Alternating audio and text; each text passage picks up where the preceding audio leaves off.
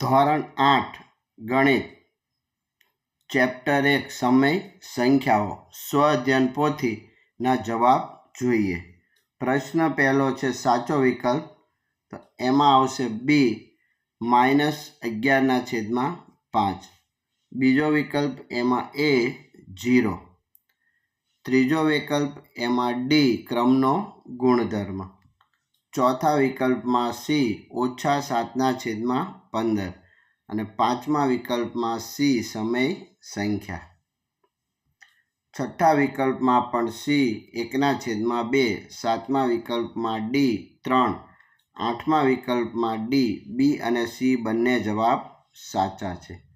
નવમા વિકલ્પમાં ડી 1.2/3, દસમા વિકલ્પમાં બી એ જવાબ આવશે।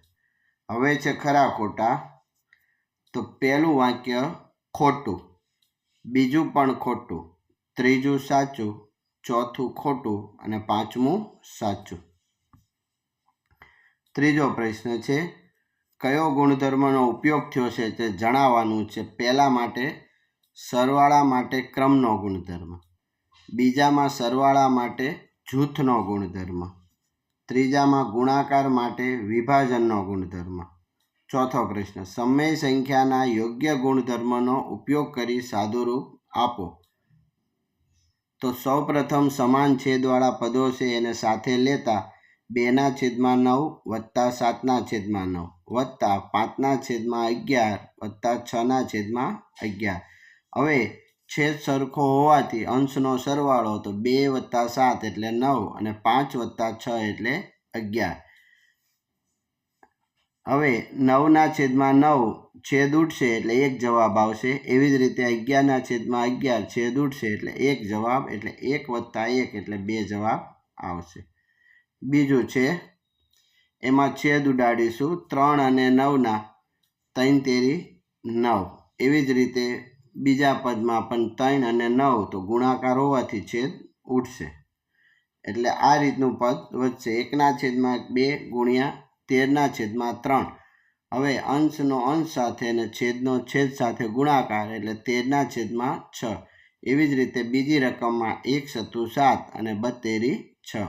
હવે છેદ સરખા થઈ ગયા 6 એટલે અંશનો સરવાળો તો 13 + 7 એટલે 20, તો 20/3 અને બંનેનો 2 વડે છેદ ઉડાડતા 10/3।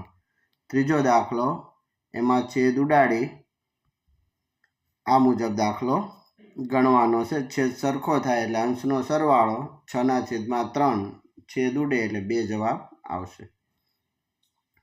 પ્રશ્ન 5 સમય સંખ્યાની બાદબાકીની ક્રિયા માટે ક્રમનો ગુણધર્મ ધરાવે છે કે નહીં તે નીચેની સંખ્યા માટે ચકાસો।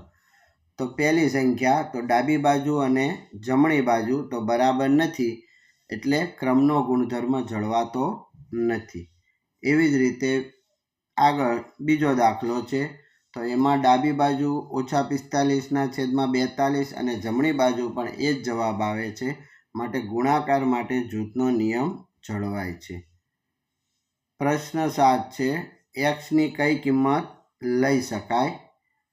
તો અહીંયા ગુણાકાર છે તો ઉપર અંશનો ગુણાકાર 8 તેરી 24 અને નીચે 5(x-5) એનું વિભાજન કરતા 5x-25, 24/5x-25।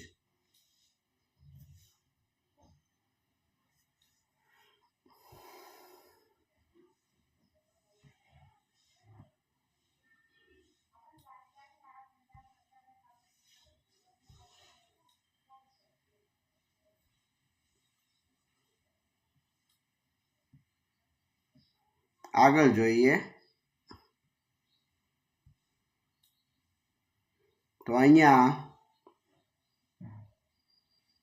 પ્રવૃત્તિ આપેલ છે જાતે કરવાની, તો કાર્ડ છે એ લઈને એ મુજબ દાખલા એના ગણવાના છે।